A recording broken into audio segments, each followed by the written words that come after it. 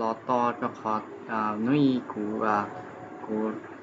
ลงเราชิกูได้วิดีโอเดียเป้อยู่ดาวน์โหลดโปรแกรมเราชิได้ชิชอย HTML อยากเห็นน้องกูเราเคลียร์เดียกูชิNotepad++ เราเช่า HTML ไลท์อยากเดียอยากกูมัวจะมีจงกูน้องเดียเบสกับเบสเอาลีน้อยน้องเนี่ยอยู่บริจาคเจนน้องกูตัวเคลียร์เดียอยู่บริจาคเรียกว่าไลท์อยากนกครับนกแพะ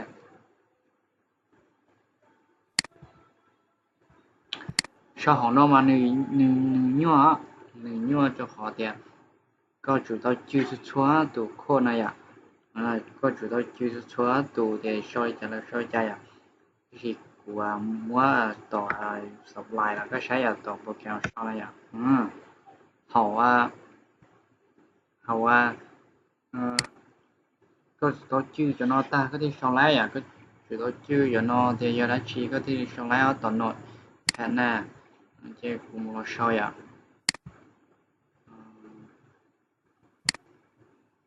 包ฟอนต์มีกี่จอformat font โอเคกูก็รอบมีกี่ที่เรียบร้อยHTML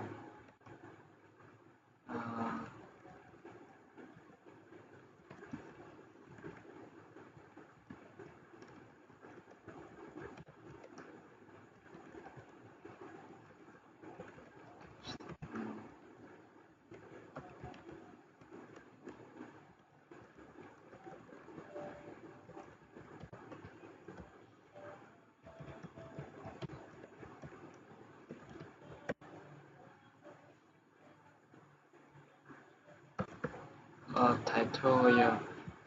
first page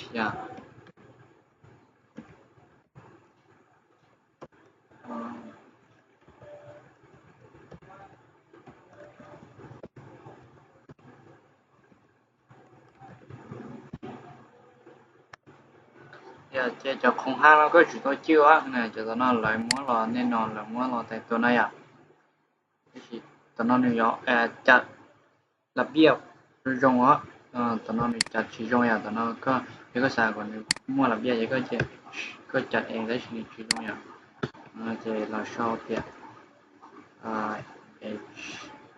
H E hello world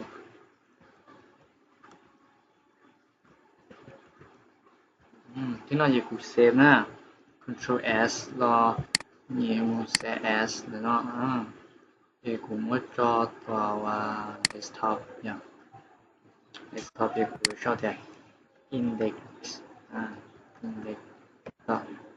html 除了个写个 file html 嘛อยู่ชอบแต่ html มันในที่รีพอร์ตเนี่ยยอไฟล์ html ที่เขาก็มูรันอย่างที่เรียกเขาก็เปิดมามูรันตามเบราว์เซอร์ในที่เรียกว่าหรือก็ที่ชอบอย่างไรจะในชั่วโมงเข้ามาชั่วจะให้ชั่วหยาบภาษาในยิ่งมั่วเราใช้พอ Excel Word แต่นอนในยิ่งมั่วนามสกุลเนาะขอ .html นั้นยังนามสกุลสำหรับตัวไฟล์ภาษา html นะจะกดเซฟกดเซฟถึงนำไปใช้นะย่อนเลยย่อดัดตั้งเลยจะ open เลยนี่ hello world นะ这ง่ายๆ些这ที่เราคุย了你过去要在当时个时候就有空想这ที่เราคุย了เปรียบเทียบเนี่ยชาวต่อ supply และ是ชาวต่อโปรแกรมนั้นอยู่ยุ่งยิ่งบริจาค这个可能留下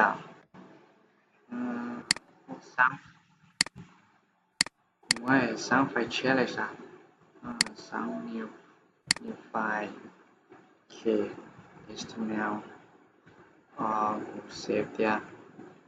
home ภาษาลูกเบส home html เดี๋ยวเรากู save จอ desktop เดีย home 呀，这个叫 HTML 一样的，就那个是，đó thì tụi nó dùng gì hả tụi nó có sau thì HTML nó là chỉ có gột control space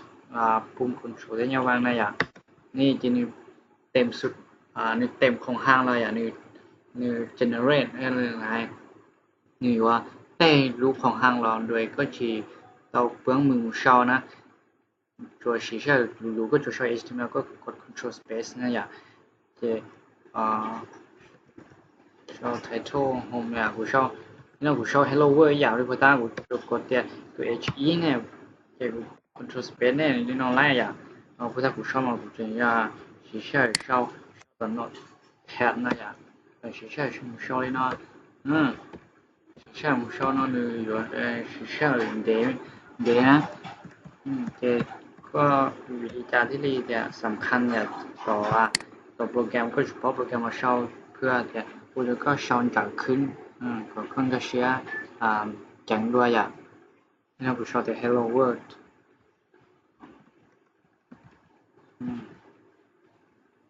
นี่รันเนี่ย Open in browser แน่ Hello World อย่างแน่ผมก็ตายแล้วแน่นี่nói về home là này ปิดเลยยิง Hello World ยันลี่ในคลิปวิดีโอน้องกูจอเจนี่นะอย่าจะอยู่มั่วต่อไปอ่ะพวกเราแค่นี้เราสิอ่ะโอ้เจ้าอ่ะ